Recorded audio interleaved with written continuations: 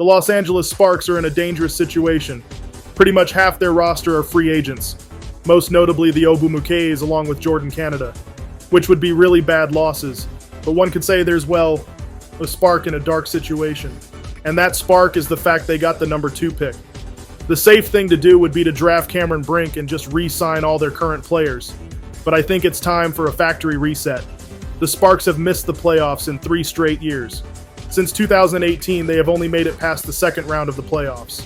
If they do the situation I described above, it would just be several more years of early playoff exits. The things I say in this video would be risky, but I think would be a much better investment long term.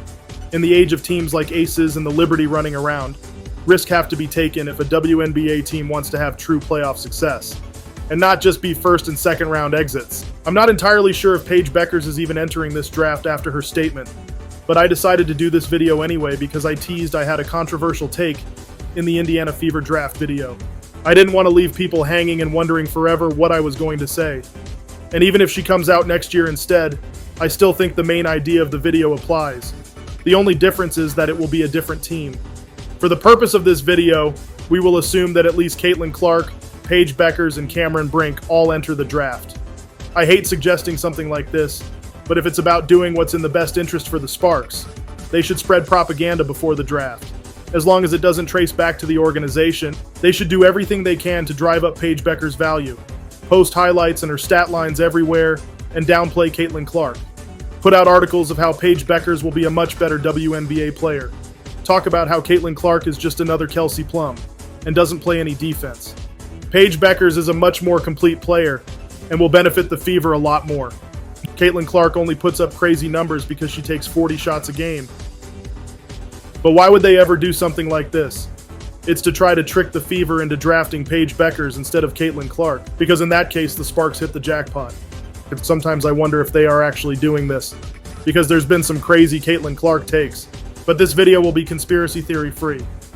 I don't think this would actually work. I can't see Indiana falling for it.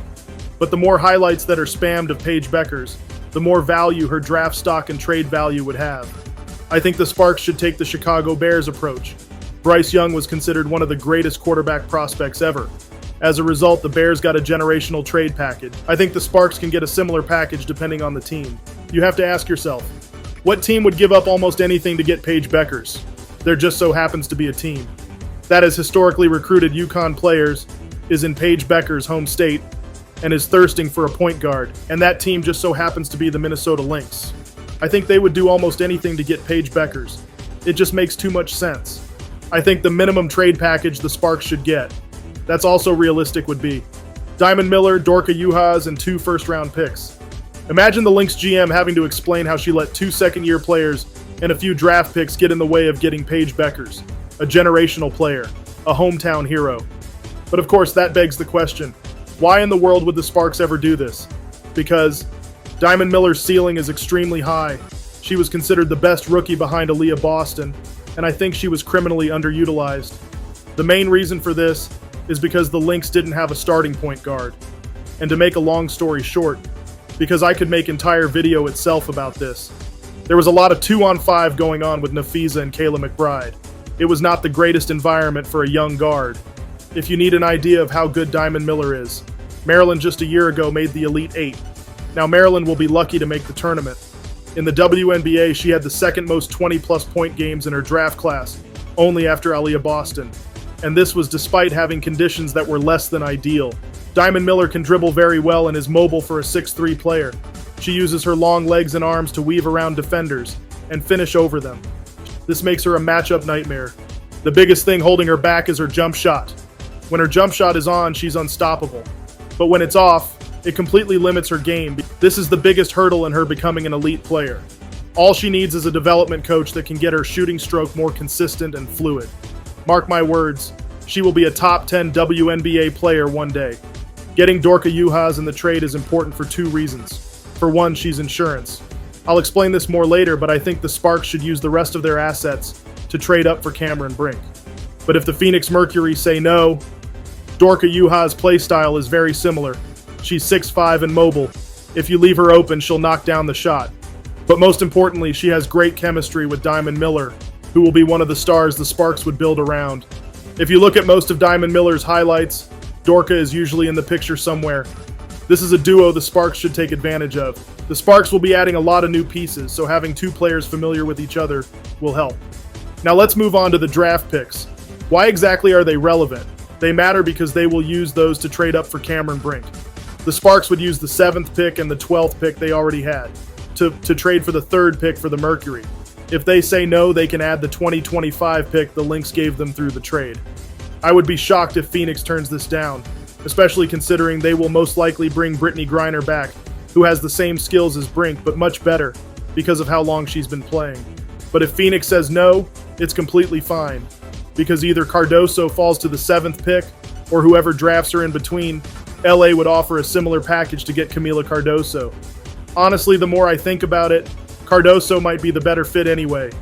But the point is, there's no situation where the Sparks get screwed here. To sum up everything in simple terms, the Sparks would trade Paige Bueckers, which would turn into them getting Diamond Miller, Dorka Juhas, and Cameron Brink. Now it's time for free agency. Regardless of what they do in the draft, they have some hard decisions to make. For the purpose of this hypothetical, we'll assume realistic free agency prospects.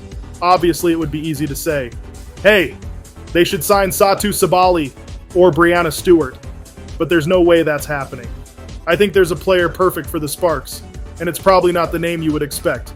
I think the Sparks should sign Natasha Cloud in free agency. She's a pure point guard who is unselfish and uplifts her teammates, both through her play and verbal leadership. She's also one of the best defenders in the league. She's the perfect person to put around Diamond Miller and Cameron Brink. She will be okay with them slowly transitioning into the main focus of the offense and can take over when they start struggling. I heavily considered Skylar Diggins, but Natasha Cloud makes more sense in a rebuild situation. We'll assume they have to offer her around $200,000 because she's a player a lot of teams would want. If the Sparks get Natasha Cloud, it's fair to assume they lose Jordan Canada. The Sparks have an interesting dilemma with the Ogumake sisters. Nneka Ogumake and her sister are both free agents this year. Nneka is an all-WNBA caliber player. Her sister, on the other hand, has only played 43 games in 3 seasons. To put that in perspective, there's some players who played more games than that in just 1 season. Respectfully, we all know why she's still on the team. This is not remotely ideal, but if Nneka forces them to re-sign Chainee to keep her, I think it's worth it, because Nneka will help take the pressure off Cameron Brink or Cardoso. Her 3-level scoring would also make it a lot easier for Diamond Miller to cook. If they can keep both for $300K or less, I think it's worth it. Any more than that, the Sparks should only consider signing Nneka. If that ends up being an issue, they will unfortunately have to cut ties. Hopefully it doesn't get to that point.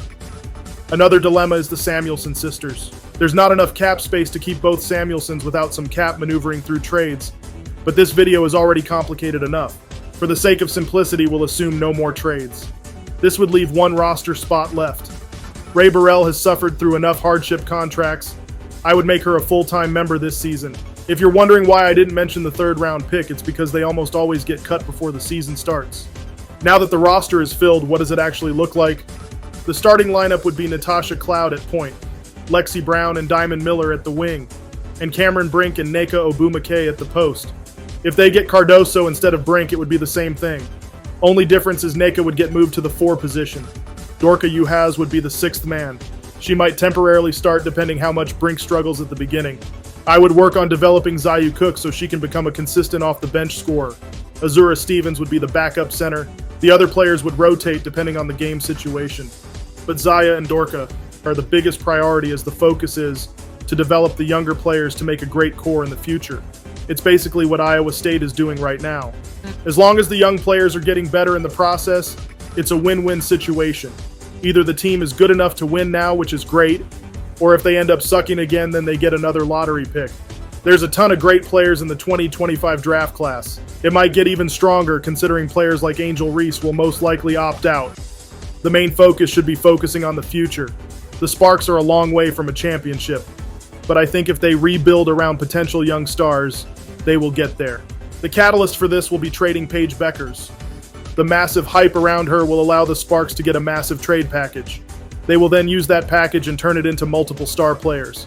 The Aces core didn't start dominating immediately. It took time, and I think the Sparks can do something similar if they play their cards right. That's it for this video. I'm sure people will have mixed opinions on this, and I'm curious to hear your thoughts.